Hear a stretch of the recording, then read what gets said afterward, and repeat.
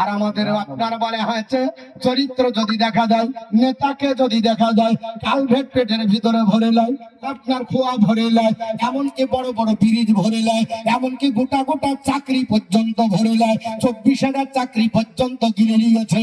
ঠিক না বেঠিক বাবা? নেতা নেতৃত্ব যদি নবীর সুন্নাতি তরিকায় হয়, নবী বলেছে ওর জায়গা আরশের নিচে হবে। আমার নবী বলেছে ইমামুল আদিল জাসরুলার যিনি হবে, নাইপারান দেশের শাসক যিনি হবে, নাইপারান দেশের নেতা যিনি হবে, ও জাহান্নামে যাবে না। আল্লাহ পাক আদর করে ওর জায়গাটা 7 শ্রেণীর ভিতরে 1 নম্বরে আরশের নিচে হবে।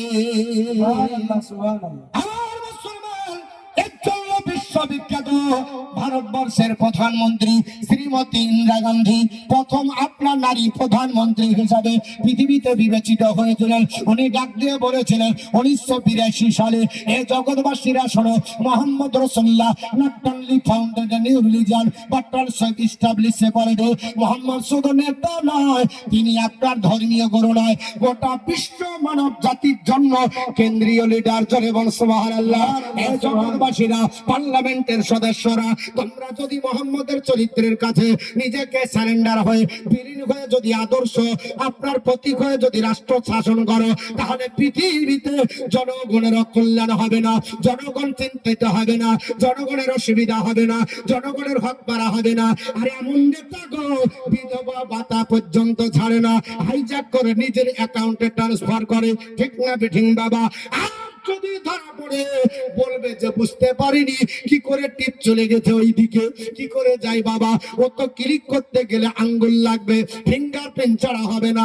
টাকা দেখবো বলে গেছে, নেতা বলছে টিপ হয়েছে, এবার ট্রান্সফার হয়ে আমার ঘরে। বিধবা ভাতা মারে না, মানতে পারে না, ওটা পর্যন্ত গিলে নেন, মারে না, মারে না। তাহলে আমরা নবীর চরিত্র শুনবো, নবীর চরিত্র শুনে নিজের চরিত্র গঠন করব।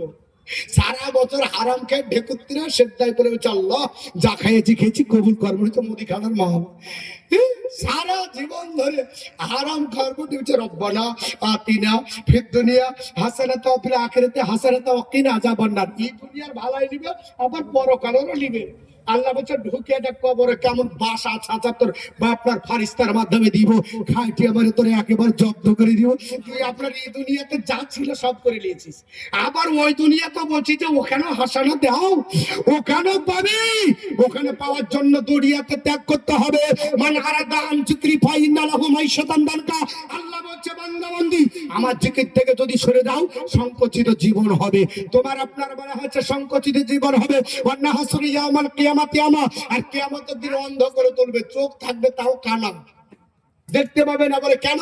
বলে দুনিয়াতে তুই ভোগালছিস যাদের টিপ ছিল না, যারা লিখতে জানতো না, পড়তে জানো না, যারা নিজের নামটা বুঝতে পারেনি, তাদেরকে অন্ধ বানিয়ে করেছিস, ভালো মন্দ বুঝতে পারিসনি। আজকে কিয়ামতের দিন তোকে অন্ধ করে তুলবো। আমার মুসলমান বিশ্ব নবীর কাছে জাদবের খালেসার প্রমাণ নেবার জন্য হারেসা ডাক দিল। আপনার মতো চরিত্র কারো নাই। আপনি বলেন আমার ছেলেটা আছে না নাই? আল্লাহর নবী বলেন আমার কাছে আপনার জাহিদ আছে, তবে আপনার ছেলে নাকি?